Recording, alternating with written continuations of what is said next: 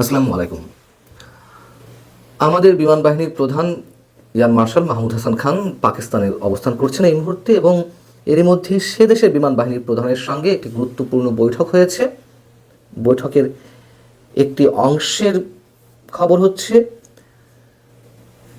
সেই দেশ থেকে, পাকিস্তান থেকে JF-17 থান্ডার যুদ্ধ বিমান বাংলাদেশ কিনতে চায় এমন একটি আলোচনা নাকি বেশ এগিয়েছে। বাংলাদেশ আশ্বাস দিয়েছে বা সম্ভাব্য ক্রয়ের কথা বলা হয়েছে। JF-17 থান্ডার বিমান হচ্ছে চীন এবং পাকিস্তানের যৌথ উদ্যোগে নির্মিত একটি বহুমুখী যুদ্ধ বিমান। সামরিক পরিভাষায় যেটিকে বলা হয় মাল্টি রোল ফাইটার জেট। অনেক উঁচু থেকে এটি হামলা করতে পারে, আবার মাটির খুব কাছাকাছি এসেও এটি বোমা বর্ষণ করতে পারে। প্রতিপক্ষের যুদ্ধ বিমানের সঙ্গে এটি আকাশে যুদ্ধ করতে পারে, লড়াই করতে পারে, অর্থাৎ ডগ ফাইট যেটিকে বলা হয়, এবং শত্রুর আকাশ সীমায় ঢুকে বিপক্ষের ঘাঁটি এবং সমরসজ্জার নানান ধরনের নির্ভুল তথ্য খুব সহজেই নিয়ে আসতে পারে। এই খবরটি দিয়েছে, মানে পাকিস্তানের বিমান বাহিনীর প্রধানের সঙ্গে আমাদের বিমান বাহিনীর প্রধানের মধ্যে এই ধরনের আলোচনা বেশ এগিয়েছে। এই খবরটি দিয়েছে পাকিস্তানের আন্তঃবাহিনী গণসংযোগ অধিদপ্তর ISPR। আমাদের ISPR এর পক্ষ থেকে এখনও এই ধরনের কোনো তথ্য আমাদের সামনে আসেনি, অন্তত আমার চোখে পড়েনি। পাকিস্তানের ISPR এর রেফারেন্স দিয়ে আমাদের বিভিন্ন গণমাধ্যমে এই খবরটি বিভিন্নভাবে এসেছে। এখন প্রশ্ন হচ্ছে, যদি সত্যি এই ধরনের আলোচনা এগিয়ে যায় এবং একটি চূড়ান্ত পরিণতির দিকে যায়, সেক্ষেত্রে আঞ্চলিক ভূ রাজনীতিতে কী প্রভাব পড়তে পারে, ভারত এটিতে কী ধরনের প্রতিক্রিয়া দেখাতে পারে, অথবা এর মধ্যে দেখিয়েছে কিনা, আমি সেই বিষয়ে যাব ছোট করে। তার আগে পাকিস্তানের প্রভাবশালী ইংরেজি দৈনিক দ্য ডন কি বলছে এই বিষয়ে। দ্য ডন জানাচ্ছে যে বাংলাদেশের বিমান বাহিনীর প্রধান এয়ার মার্শাল হাসান মাহমুদ খান ইসলামাবাদে পাকিস্তান বিমান বাহিনীর প্রধান এয়ার মার্শাল জহির আহমেদ বাবর সিধুর সঙ্গে সাক্ষাৎ করেন। বৈঠকে উভয় দেশের বিমান বাহিনীর মধ্যে অপারেশনাল সহযোগিতা ও প্রাতিষ্ঠানিক সমন্বয় জোরদারের বিষয়টি গুরুত্ব পায়। বিশেষ করে প্রশিক্ষণ, সক্ষমতা বৃদ্ধি, মহাকাশ ও বিমান প্রযুক্তি খাতে সহযোগিতা নিয়ে তাদের মধ্যে বিস্তারিত আলোচনা হয়। এখানে বলা হচ্ছে যে এছাড়া সুপার মুশাক প্রশিক্ষণ বিমান দ্রুত সরবরাহের আশ্বাস দেন তিনি, পাকিস্তানের সেনাপ্রধান। এই উদ্যোগের সঙ্গে দীর্ঘমেয়াদী প্রশিক্ষণ ও কারিগরি সহায়তা কাঠামো যুক্ত থাকবে বলেও জানা গেছে। বাংলাদেশের বিমান বাহিনী প্রধান এয়ার মার্শাল হাসান মাহমুদ খান বাংলাদেশের পুরনো বিমান বহরের রক্ষণাবেক্ষণের সহায়তা এবং আকাশ প্রতিরক্ষা রাডার ব্যবস্থা সমন্বয়ের মাধ্যমে নজরদারির সক্ষমতা জোরদারে সহযোগিতা চান। এখানে কিন্তু মানে আমাদের এয়ার মার্শাল বিমান বাহিনী প্রধান এয়ার মার্শাল হাসান মাহমুদ খান তিনি যে নিজ থেকে কিছু বলেছেন, এই ধরনের তথ্য কিন্তু এখানে অন্তত নেই।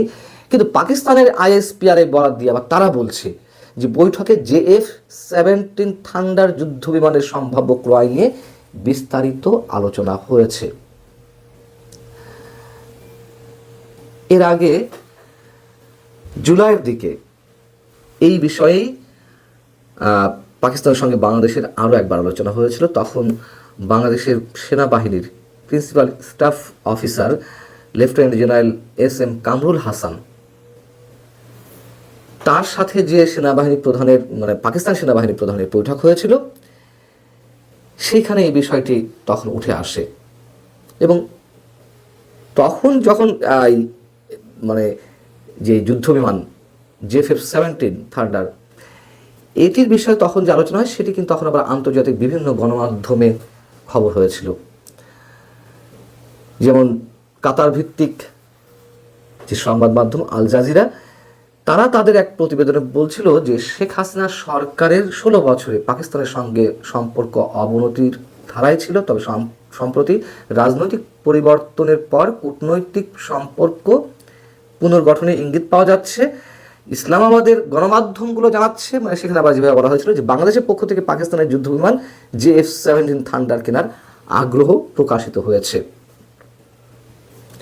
সেই খবরের এগেনস্টে আবার ডিফেন্স সিকিউরিটি এশিয়া, যারা বিভিন্ন সামরিক খবর তারা প্রকাশ করে, সেখানে মানে সেটি একটি প্রতিবেদনে আবার এমন দাবি করা হয়েছিল যে ভারত বাংলাদেশের এই যুদ্ধ বিমান কেনার সম্ভাব্য চুক্তিটিকে কেবল একটি প্রতিরক্ষা ক্রয় হিসেবে ভালো চোখে দেখছে না, যে শুধুমাত্র ভালো যুদ্ধ বিমান হিসেবে বেশ আধুনিক প্রযুক্তির, যেটিকে বলা হয় পঞ্চম জেনারেশনের, তেমন কোনো যুদ্ধ বিমান বাংলাদেশ কিনবে, এতে কোনো আপত্তি হয়তো নেই, বা এটি যে শুধুমাত্র এর মধ্যে সীমাবদ্ধ থাকবে তা নয়। তারা অর্থাৎ ভারত এটিকে দক্ষিণ এশিয়ার নিরাপত্তা কাঠামোর জন্য ঝুঁকি হিসেবে দেখছে। খুব স্বাভাবিক কথা।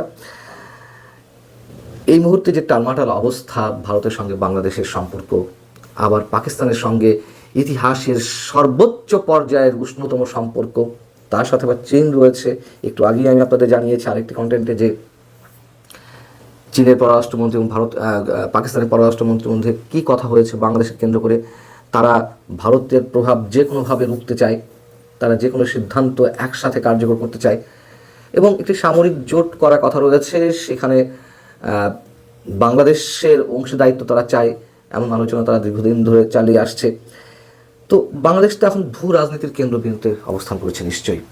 সেই জায়গা থেকে আমরা জানি না যে এই বিষয়ে আদৌ কী ধরনের কথাবার্তা হয়েছে, তবে নানানভাবে বিভিন্ন গণমাধ্যমে এই যে যুদ্ধ বিমান F-17 থান্ডার যুদ্ধ বিমান, সেটি কিনা বিষয়ে নানান ধরনের কথাবার্তা হচ্ছে। তবে এটাও সত্য কথা যে আমাদের প্রয়োজনে আমরা যদি ভালো প্রযুক্তির এবং অপেক্ষাকৃত কম দামে কোনো জিনিস পাই, অবশ্যই আমরা সেটা নিতে পারি। কিন্তু সেগুলো শুধু নিলেই তো হবে না, আঞ্চলিক ভূ রাজনীতির দিকে তাকাতে হবে, কূটনৈতিক সম্পর্কের দিকে তাকাতে হবে। ভারত শুধু বাধা দিলেই যে হবে তাও না, নিশ্চয়ই ভারতকেও সেটা আমাদের বোঝানোর সক্ষমতা অর্জন করতে হবে। সব কিছু মিলিয়ে নিশ্চয়ই অন্তত সামরিক বাহিনী কোনো হঠকারী সিদ্ধান্ত নেবে না। হঠকারী বলতে আমি বলছি কোনো ধরনের প্রস্তুতি ছাড়াই। আর আমাদের লাগলে তো আমাদেরকে নিতেই হবে। তবে যেহেতু এই মুহূর্তে হিসেবটি বেশ জটিল, সেই জায়গা থেকে কি হতে পারে সেটি আমরা এখনই অনুমান করতে পারছি না।